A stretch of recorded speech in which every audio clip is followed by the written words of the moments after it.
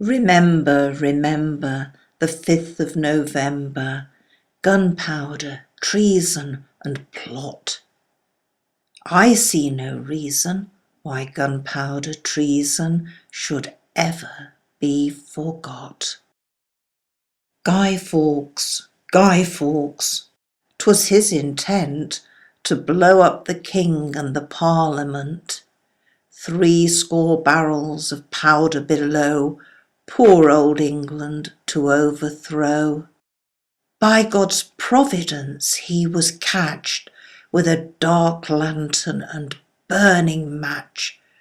Holla boys, make the bells ring.